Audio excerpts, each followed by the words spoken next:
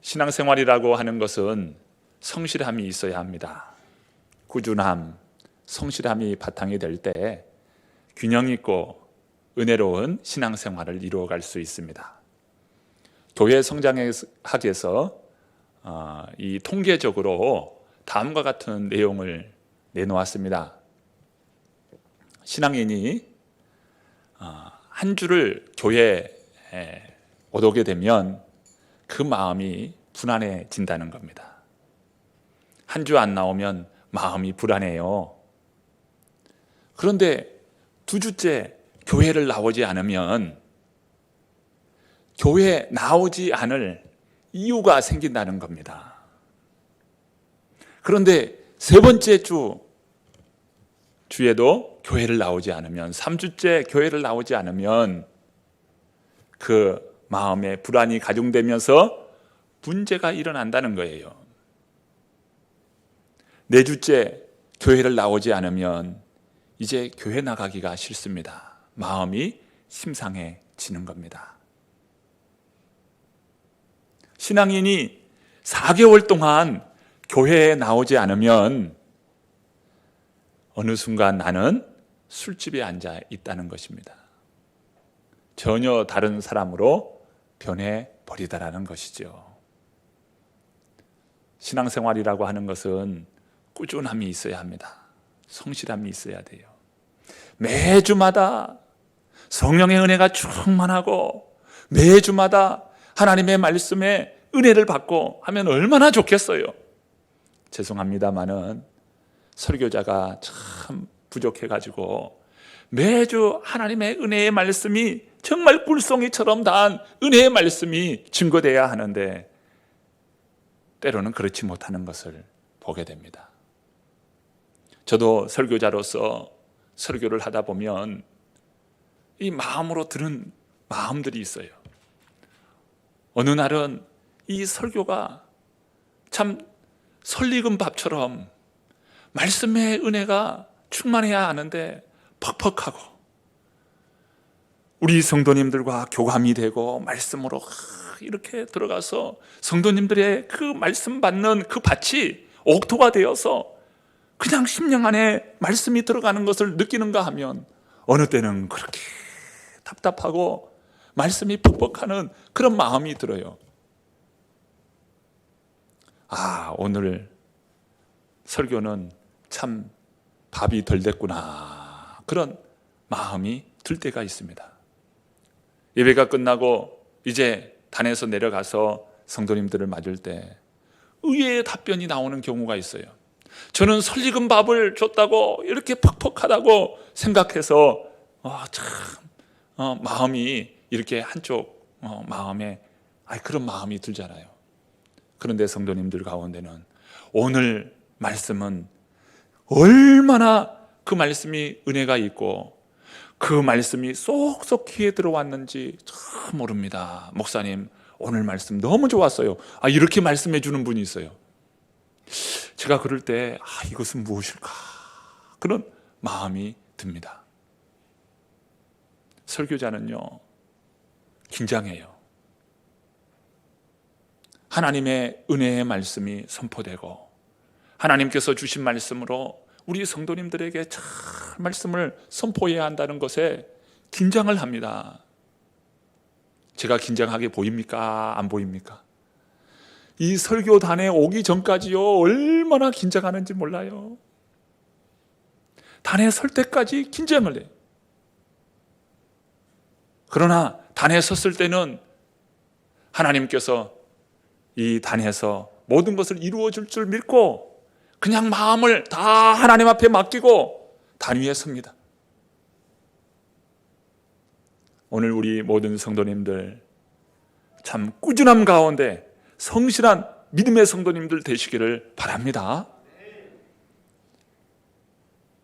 우리가 신앙생활이 꾸준해야 하면요, 꾸준함 가운데 신앙이 유지가 돼요. 예배를 통해서 힘을 얻습니다. 그리고 주신 은혜에 따라서 기쁨이 오고 여기 안에 살아갈 용기가 생기는 거예요. 매주 우리가 교회에 나와야 함을 바로 오늘 우리의 삶을 통해서 보게 되는 것이죠. 여러분, 우리의 삶이 꾸준한 신앙생활이 되어야겠어요. 성경은 모이기를 힘쓰라고 말씀해요. 교회는 모이는 공동체예요. 그저 물리적으로 모였다고 다 되는 것은 아니지만 우리가 함께 힘써서 모여야 합니다. 예수님께서 두세 사람이 내 이름으로 모인 곳에 나도 그들과 함께 하시겠다고 하셨어요. 그러므로 우리는 모이기를 힘써야 합니다. 교회는 모이는 공동체예요. 모일 때 믿음의 한 식구로서 참 주의 나라를 이루고 주의 은혜의 영광이 오늘 우리의 삶에 가득 임하게 될 것입니다. 사람은 생각만큼 성장한다는 말이 있어요. 사람됨은 바로 생각의 크기만큼 사람됨이 이루어진다는 말이죠. 예수전도단의 데로 밀로라고 하는 사람은 이 생각은 결과를 낳는다라고 하는 책을 썼는데요. 그 책에서 이 세 가지의 유형을 이야기합니다. 첫 번째는 이 정령 숭배적인 가치관을 가지고 살아간다는 거예요.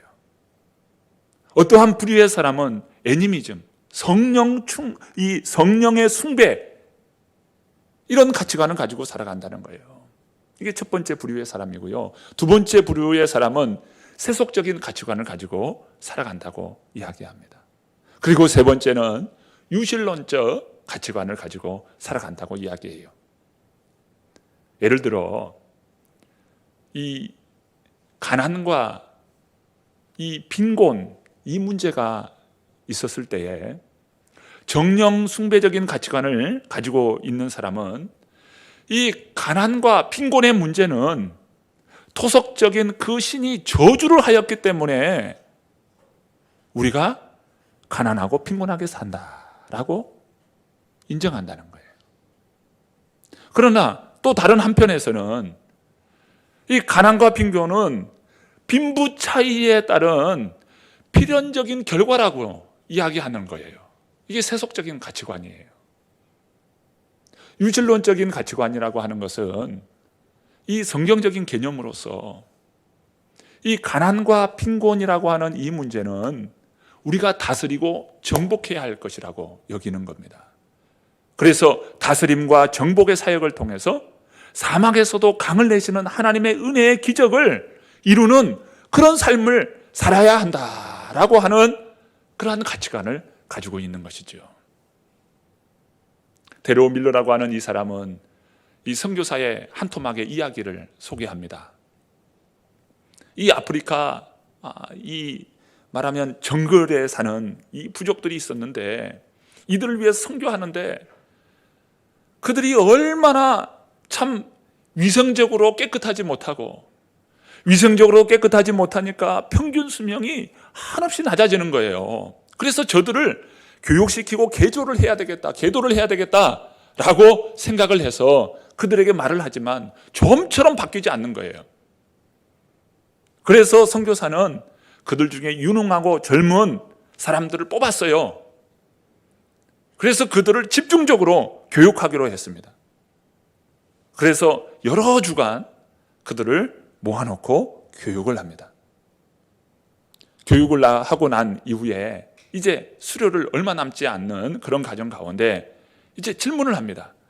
여러분들이 이제 여러분들의 부족에게 나아가서 위생과 청결이라고 하는 이러한 문제를 어떻게 해결해야 할지 여러분의 각자 의견을 서로 나눠보면 좋겠습니다 라고 하면서 화두를 던졌어요. 그러나 의외의 답변이 돌아온 것입니다. 그들의 상당수의 답변은 선교사님의 말은 이해되나 되나 저들은 바뀌지 않습니다. 왜냐하면 저들은 토속신앙, 자신들이 믿는 그 신이 자신을 저주했기 때문에 우리가 이처럼 사는 것이다 라고 인정하고 있기 때문에 저들은 변하지 않을 것입니다. 이런 답변이 돌아오는 것이죠. 여러분, 사람의 생각이 얼마나 중요합니까? 유대주의자들은 이방인이 교회의 일원이 되어서 한 공동체, 한 신앙인이 되는 것을 거부했습니다. 왜 그럴까요? 이방인은 개와 돼지와 같은 사람들이라고 여겼기 때문입니다. 유대 전통주의자들은 이방인들을 볼 때 개와 돼지 같은 그런 존재들이다. 지옥의 불쏘시개 정도로 쓰이는 그런 사람들이다. 마치 쓰레기와 같다라고 여겼습니다. 그러나 베드로가 경험하였습니다. 이방인들도 하나님께서 구원을 베풀어 주시고 성령이 임하는 것을 보았습니다. 바울과 바나바도 역시 선교 여행을 하면서 많은 사람들이 예수 그리스도를 믿게 되는 것을 보았습니다. 안디옥 교회는 참 이방인에 세워진 그런 교회로서 이방인들이 예수 그리스도를 믿게 되는 그런 역사를 보았습니다. 그리고 이방인 지역의 많은 사람들이 예수 그리스도를 믿고 구원의 백성들이 되는 것입니다. 이러한 증언들이 일어나게 된 것입니다. 토론하고 논쟁하고 그리고 발언의 그런 과정들을 통해서 이제 교회는 예루살렘 그 사도회의에서 이제 결론에 해당되는 부분 가운데 도달합니다. 그 가운데 의장이었던 야고보가 발언합니다. 오늘 본문 13절의 말씀입니다. 13절 말씀 함께 읽어봅니다. 말을 마침에 야고보가 대답하여 이르되 형제들아 내 말을 들으라. 여기에 야고보는 주님의 동생 야고보이면서 예루살렘 사도회의의 의장 역할을 하고 있는 사람입니다. 이 사람은 야고보서를 기록한 사람이에요. 야고보는 전통 유대 출신의 히브리파 출신의 전통 유대주의자예요. 그런 야고보가 예루살렘 사도회의의 의장으로서 역할을 감당합니다. 갈라디아서 2장에 보면은 사도 바울이 기둥같이 여기는 야고보라고 표현하고 있어요. 예루살렘의 중심 인물이라는 거예요. 이제 야고보가 이야기합니다. 형제들아 내 말을 들으라. 형제들아 내 말을 들으라. 여기에서 형제들아 내 말을 들으라 라고 말하는 것은 개인의 이야기를 하는 것이 아닙니다. 개인의 의견을 이야기하자고 말하는 것이 아니에요. 의장으로서 이제 여러 발언과 논쟁들을 다 듣고 난 다음에 교회의 결론 부분을 이 야고보가 담당했기 때문에 여러분들이요 내 말을 들으십시오. 이 교회의 전체 의견을 종합해서 이 야고보가 발언하고 있는 것입니다. 야고보가 어떻게 결론 부분을 이야기하고 있을까요? 본문 14절 말씀입니다. 14절 말씀 함께 보십니다. 하나님이 처음으로 이방인 중에서 자기 이름을 위할 백성을 취하시려고 그들을 돌보신 것을 시므온이 말하였으니. 먼저 야고보는 시므온의 이야기를 거론합니다. 여기서 시므온은 베드로의 히브리식 이름이에요. 베드로는 이방인들이 구원을 받게 되는 그러한 경험을 이 베드로가 경험하였습니다. 지금 야고보는 베드로가 경험한 이 구원의 사건을 다시 한번 설명하면서 이 교회의 전체 의견을 종합해 가고 있는 것입니다. 베드로의 증언은 무엇입니까? 베드로는 이방인들이 어떻게 구원을 받게 됐는지 이것에 대해서 증언하였죠. 베드로는 이방인들이 하나님의 백성이 된다는 것을 도저히 받아들일 수 없는 그러한 사람이었습니다. 그들은 하나님께서 주신 율법이 없잖아요. 특히나 하나님을 인정하지도 않고 하나님을 믿지 않는 그런 사람들이에요. 특히나 할례도 없는 그런 사람들이에요. 그러니까 어떻게 이방인들이 하나님의 백성, 하나님의 자녀가 되냐 이 말이에요. 자신의 사고방식으로는 도저히 받아들일 수 없는 그러한 일이었어요. 그런데 자신의 눈앞에서 이런 기적의 역사들이 일어나게 되는 것입니다. 이방인들이 예수 그리스도를 믿게 되는 거예요. 히브리인 중에 히브리인이고 유대주의자였던 베드로이지만 그 하나님께서는 베드로를 바로 그 어떤 사람들보다 바로 그 베드로를 쓰시는 거죠. 왜요? 베드로야말로 가장 히브리인 중에 최고의 지도자였기 때문에, 바로 예루살렘 교회의 수장 역할을 했던 베드로였기 때문에 베드로 한 사람을 하나님이 주목하시고 그 베드로를 변화시킨 것이죠. 그에게 환상을 베풀어 주십니다. 그리고 이방인들이 그 베드로를 찾아오게 했죠. 결국 고넬료를 만나게 됩니다. 그리고 고넬료 가정에 베드로가 설교할 때 성령이 임하는 것이에요. 예수 그리스도를 믿게 되는 것입니다. 도저히 바뀔 수 없고 변화될 수 없는 그런 베드로가 지금 이방인에게 임하는 이 구원의 역사를 보게 된 것입니다. 이것이 사람이 생각하고 사람이 디자인한 것이 아니죠.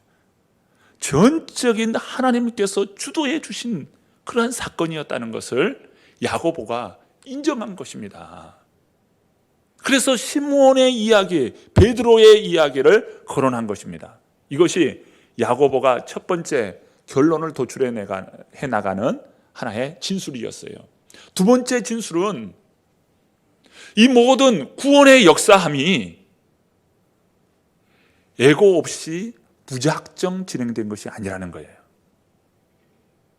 이방인에게 주어진 이 구원의 역사는 이미 하나님께서 약속하신 예언에 근거하여, 하나님의 말씀에 근거하여 된 일이라고 하는 것이에요. 참으로 이 부분이 중요한데요. 여러분 15절 말씀 읽어보시기 바랍니다. 15절 말씀 함께 읽습니다. 선지자의 말씀이 이와 일치하도다 기록된 바.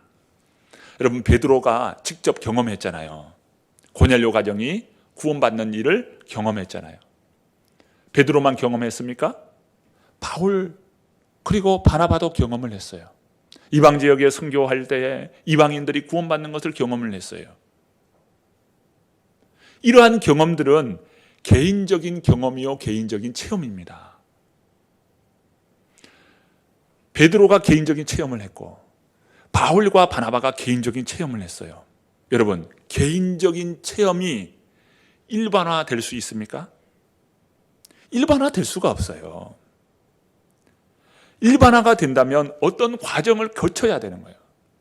내가 하나님 앞에 기도했더니 성령의 충만함을 받고 하나님께서 기적적인 어떤 그런 사건, 기적적인 일들을 이루어 주셨을 때 그것이 모든 사람들에게 통용될 수 있는, 일반화시킬 수 있는 그런 일인가? 상당 부분 하나님께서 특별한 개인적인 은혜 체험을 하도록 하신 것이죠. 불구의 몸이 고침을 받고 죽을 인생이 되살아나고 어떤 문제 가운데 있을 때 그 문제가 해결되는 그런 과정 가운데 상당 부분, 많은 부분에 있어서 특별한 하나님의 은혜 가운데 되어지는 일입니다. 하나님의 음성을 듣고 환상을 보고 특별한 은혜이죠. 지금 베드로가 그리고 바울이, 바나바가 체험한 것은 개인적인 체험이요 개인적인 경험이었어요. 그때 야고보는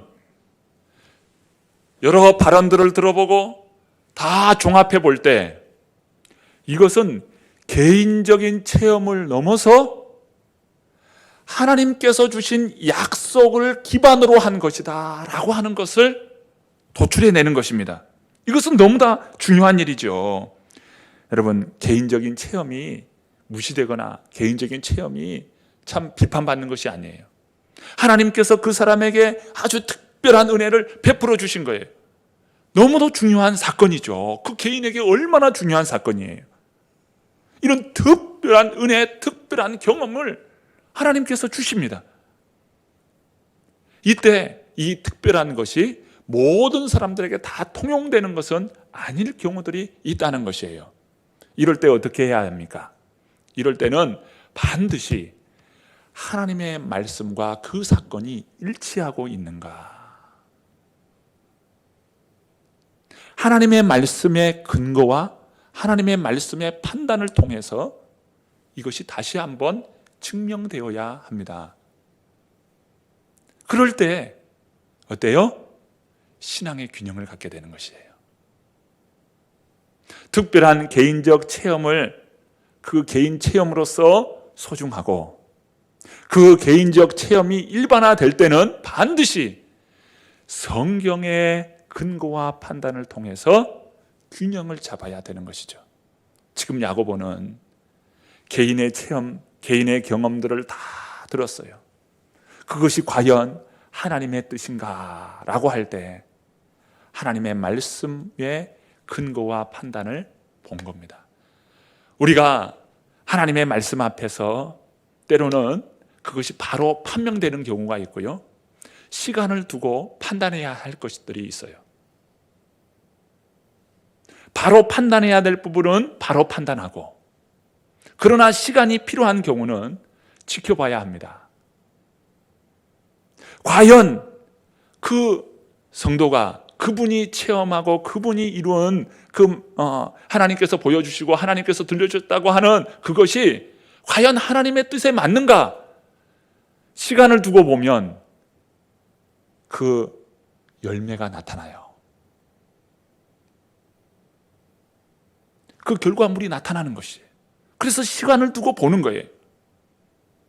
때로는 바로 판단할 수 있는 그런 말씀의 일치가 이루어지는 경우가 있고, 때로는 시간을 두고 그 일이 과연 하나님의 뜻으로 말미암은 것인가 라고 하는 것을 시간을 두고 보는 거예요. 이럴 때 하나님의 말씀과 일치하면서 이루어졌을 때 이것은 과연 하나님의 뜻이구나 라고 하는 것을 알게 되는 것입니다. 사이비와 이단의 문제는 무엇일까요? 개인의 경험, 개인의 주관이 마치 일반화되는 것으로 여겨질 때, 그래서 한 극단에 이르게 됩니다. 그것이 사이비가 되고 이단이 되는 경우입니다. 무엇입니까? 하나님의 말씀에 근거와 판단을 두어야 한다는 것이에요. 개인의 체험이 우선이 아니라 하나님의 말씀에 근거와 판단을 두는 것. 여러분, 이것이 얼마나 중요한지 몰라요. 신앙생활할 때 개인의 그런 체험들과 개인의 하나님께서 주신 특별한 은총 가운데에 많은 사람들이 경험을 합니다.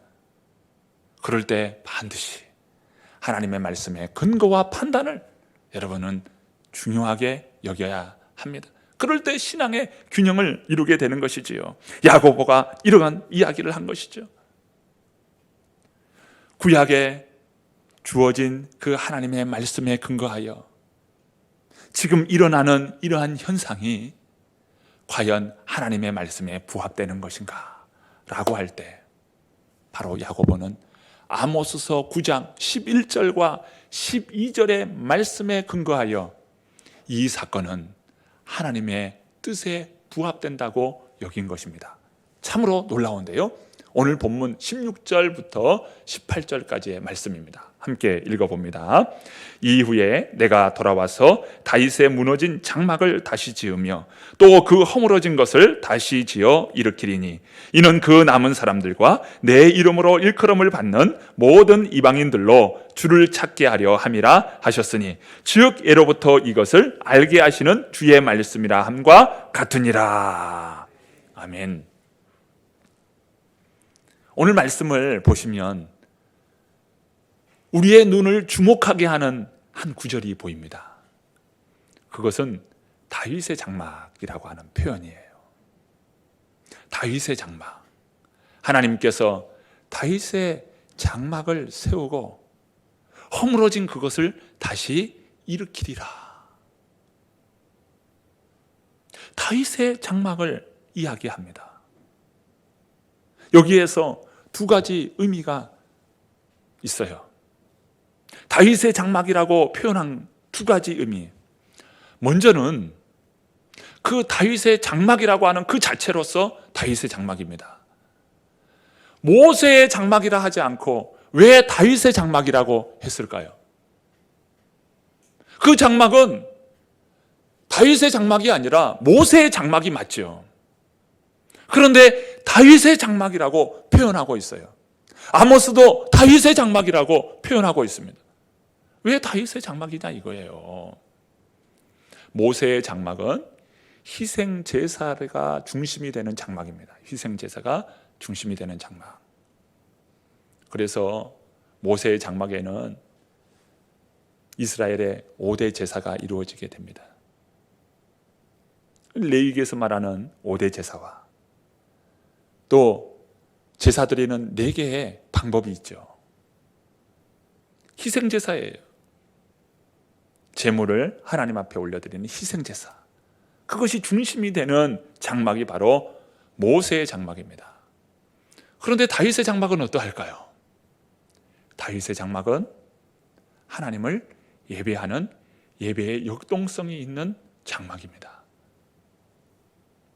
다윗은 찬양대를 꾸렸어요.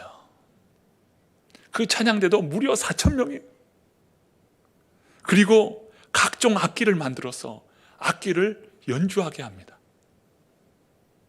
찬양대에 찬양을 부르고 악기로 연주하면서 하나님을 찬양하는 거예요. 광대하신 하나님, 위대하신 하나님, 능력에 한이 없으신 하나님, 그 하나님을 찬양해요. 여러분, 시편, 많은 시편들이 다윗에 의해서 지어진 것을 알고 계시죠? 바로 다윗의 장막은 예배의 역동성이 있는 그런 장막이 바로 다윗의 장막입니다.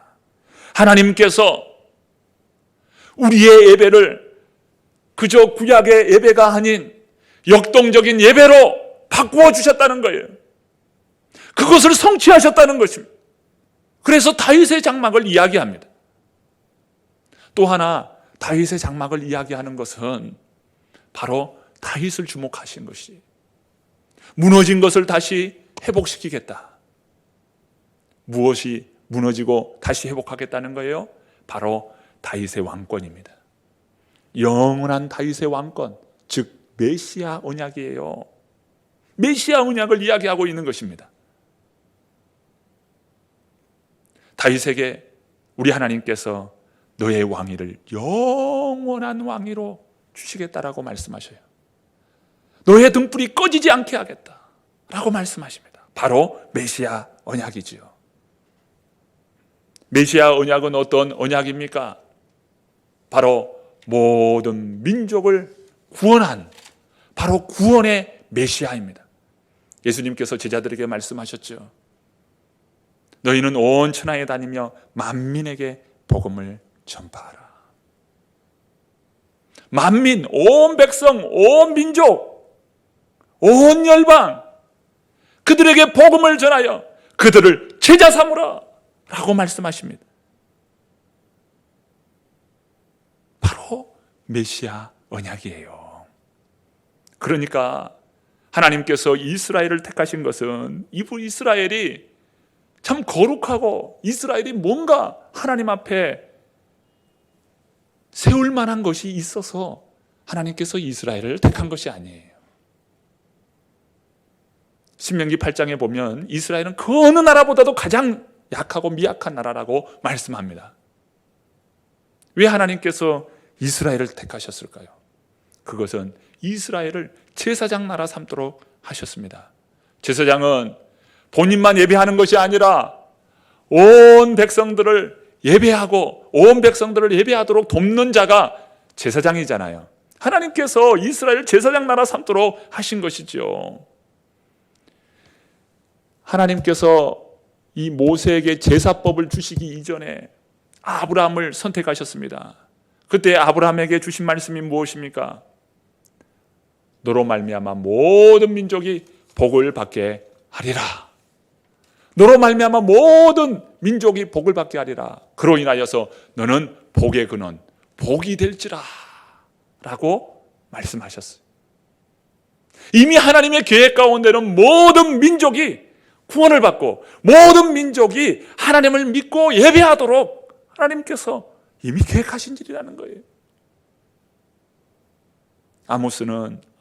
야고보는 아모스서의 이 말씀을 인용하면서 지금 우리가 보았고 지금 증언하는 그러한 일들을 통해서 이 일은 하나님께서 이미 예정하신 일이었다는 거예요. 이것을 무엇을 근거를 해서요? 하나님의 말씀에 근거하여 예루살렘 사도회의의 의장인 바로 야고보가 결론적으로 증언하는 내용입니다. 야고보는 철저한 유대주의자예요. 어디서 알 수 있을까요? 여러분 야고보서를 보십시오. 야고보서가 얼마나 유대적인 배경 위에 쓰여졌는지를 알 수가 있어요. 철저한 유대주의자예요. 그런데 베드로의 증언을 듣고 바울과 이 바나바의 이 증언을 들으면서 과연 이 일이 사람으로부터 되어지는 일인가? 이 일은 도저히 사람으로 할 수 있는 일이 아니라는 거예요. 하나님이 주도하시고 하나님의 주권적인 역사 가운데서 이루어진 일이라는 거예요. 그러면서 야고보는 하나님의 말씀에 나의 생각을 맞추었습니다. 하나님의 생각, 하나님의 뜻에, 하나님의 말씀에 나의 생각을 맞춘 거예요. 이처럼 하나님의 말씀에 나의 생각을 맞출 때 어떤 일이 일어납니까? 구원의 역사가 일어나는 거예요.